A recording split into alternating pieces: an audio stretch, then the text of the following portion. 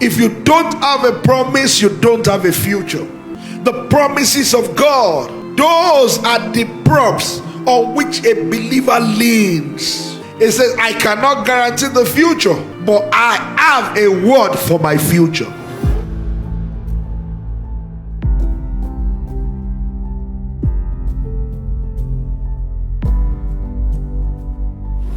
We're in Isaiah chapter 54, and we're going to read verses 1 to 3. The Bible says, sing, O barren, thou that didst not bear. Break forth into singing and cry aloud, thou that didst not travail with child.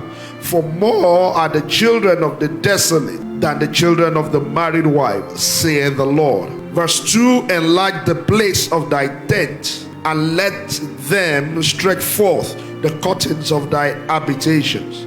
Spare not, lengthen thy cords, and strengthen thy stakes. It says you will break forth on the right hand and on the left. It says your seed will inherit the Gentiles and make the desolate cities to be inhabited. What's the pathway? Number one thing God always does, because if you know his pattern, you can replicate the result. Number one thing God always does is to give a promise. Everybody say with me, a promise. And God began in Isaiah 54 by saying the barren woman should sing.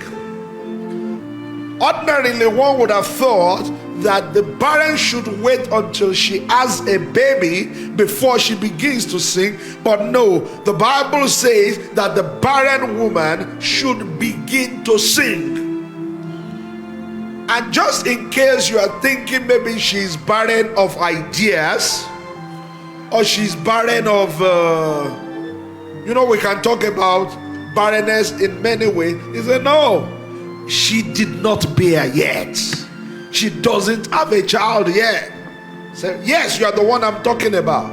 I know your situation. I know your condition. I know that humanly speaking, there's no reason to sing. I know that humanly speaking, you should not be the one singing right now. But you know what, barren, sing. Then he continues by saying, and break forth into singing and cry aloud. Those of you that have never travailed with a child. Now a woman is saying, I've not had a child, and the Lord is saying, begin to sing. If you remember the story of Anna, you will know that the last thing a barren woman wants to do is to sing. She will ask herself, what am I singing about? In fact, it's not even just not to sing. Anna couldn't even eat at some point. She didn't feel like eating again. She had lost joy. She didn't know what to do. And maybe you are here this morning, you are like a barren person. You say to yourself, Pastor, nothing is working in my life. You say to yourself, while everybody is thanking God for January and June, the only things I can remember are tragedies. The only things I can remember is stagnation. In fact, what was working before has stopped working. If that's your testimony, I have good news for you. The Lord says sing. And just when the barren woman says, okay, you know what? I'll just sing out very quietly where I am. He quickly adds to it, cry aloud. Let them hear you. My mind, I'm thinking already, God, instead of giving the barren woman a child, God wants to turn her into an object of mockery. God can give the barren a child immediately, but God says start singing first. So if I don't sing, I won't have a child. Say, cry aloud. I'm already singing, it's not loud enough. Look, but I'm loud enough to hear myself. Your neighbors can't hear you yet. Lord, those in my vicinity can hear. Your colleagues at work cannot hear that you are singing yet.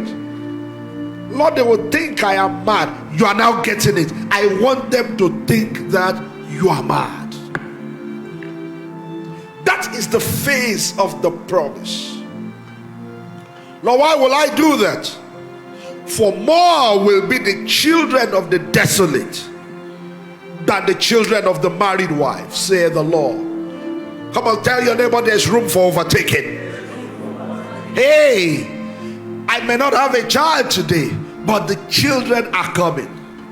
And I'm going to even overtake those that already have children, because the Lord has given me a promise. You are here this morning. You're not sure what life will look like.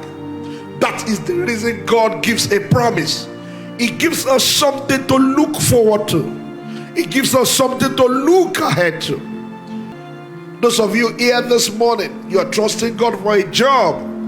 The job hasn't come.